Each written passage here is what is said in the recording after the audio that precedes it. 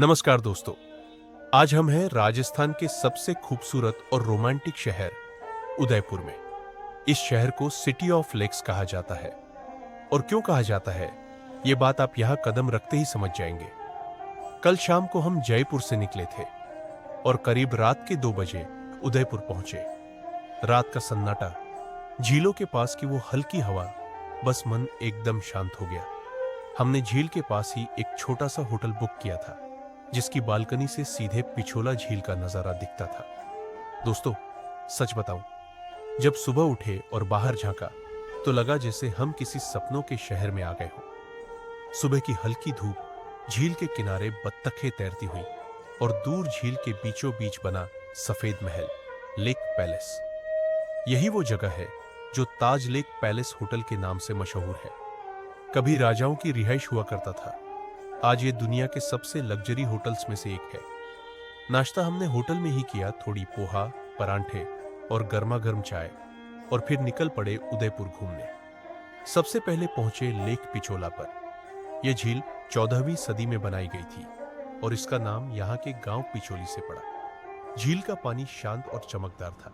सूरज की किरणें उस पर ऐसे पड़ रही थीं जैसे पानी पर सोना बिखर गया हो। हमने यहाँ बोट राइड ली। झील में नाव चलाना एक अलग ही अनुभव है। चारों तरफ पहाड़, बीच में महल और हवा में एक शांति। नाव के किनारे बैठे हुए बस यही महसूस हो रहा था, कभी कभी जिंदगी को बस ऐसे ही ठहर जाना चाहिए। झील घूमने के बाद हम पहुंचे करणी माता मंदिर की ओर। यह मंदिर एक ऊंची पहाड़ी पर स्थित है, जहां से पूरा उदयपुर शहर दिखाई देता है। मंदिर तक पहुंचने के लिए रोपवे बना हुआ है। हमने टिकट ली और धीरे धीरे ऊपर उठते चले गए।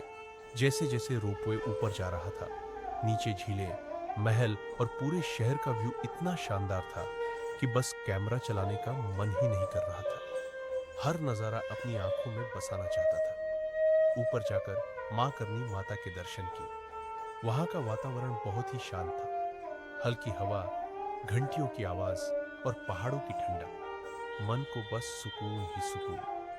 हमने थोड़ी देर मंदिर के पास बैठकर हम वहां से उदयपुर का खूबसूरत नजारा देख रहे थे। सामने से पूरा शहर सुनहरी रोशनी में नहा गया था। शाम के लगभग 3 बज चुके थे और अब चलते हैं कुंभलगढ़ किले की ओर। उदयपुर से कुंभलगढ़ की दूरी करीब 85 किलोमीटर है, लेकिन रास्ता पूरा पहाड़ी और रोमांच से भरा हुआ है। शुरू में सड़कें अच्छी थीं, लेकिन जैसे जैसे आगे बढ़े, जंगल घना होने लगा। चारों तरफ पेड़, बीच बीच में गांव और कभी कभी मोड़ों पर बस 1-2 बाइक वाले। रास्ते का सन्नाटा थोड़ा डरावना भी लग रहा था और तभी एक बाइक सवार हमारे पीछे पीछे आने लगा। पहले लगा संयोग है, लेकिन करीब 15 से 20 मिनट तक वो हमारे पीछे ही रहा। हमने गाड़ी रोकी तो उसने भी बाइक रोक दी। फिर अचानक हमारी गाड़ी के आगे आकर उसने हमें रोक लिया। थोड़ी बहस हुई और तभी उसने अपनी बाइक से एक लोहे का चाकू निकाल लिया। उस पल दिल की धड़कन सच में तेज हो गई, पर किस्मत अच्छी थी। आसपास के कुछ लोग जो वहां से जा रहे थे, उन्होंने बीच बचाव किया और उस लड़के को पकड़ लिया। उन्होंने हमें कहा, आप चिंता मत करिए, ये लोकल है, आप आगे निकल जाइए। हमने उनका शुक्रिया अदा किया और धीरे धीरे वहां से आगे बढ़ गए। करीब 2 घंटे बाद हम पहुंचे कुंभलगढ़ किले। जैसे ही गाड़ी पार्किंग में लगाई और ऊपर देखा तो सामने एक विशाल किला पहाड़ों के बीच खड़ा था। इतना बड़ा कि मानो पूरा पहाड़ ही किसी राजा का महल हो। यह वही जगह है जहां महाराणा प्रताप का जन्म हुआ था। इस किले का निर्माण महाराणा कुंभा ने करवाया था और इसका काम शुरू हुआ था 13 मई 1459 को। कुंभलगढ़ की दीवारें इतनी विशाल है कि इन्हें दुनिया की दूसरी सबसे बड़ी दीवार कहा जाता है। पहली तो चीन की ग्रेट वॉल, 36 किलोमीटर लंबी ये दीवार इतनी चौड़ी कि उस पर 8 घोड़े एक साथ चल सकते हैं। किले के अंदर 7 विशाल दरवाजे हैं और हर दरवाजे की अपनी एक कहानी है। यहाँ कई मंदिर हैं जिनमें जैन और हिंदू दोनों धर्मों के देवी देवता स्थापित हैं। किले के ऊपरी हिस्से से जब आप चारों तरफ नजर डालते हैं तो बस पहाड़ ही पहाड़, हरियाली और दूर तक फैली दीवारें। वो नजारा वाकई अद्भुत लगता है। शाम के वक्त जब सूरज ढलने लगता है और उसकी किरणें किले की दीवारों पर पड़ती है, तो ऐसा लगता है मानो पूरा इतिहास फिर से जीवित हो उठा हो।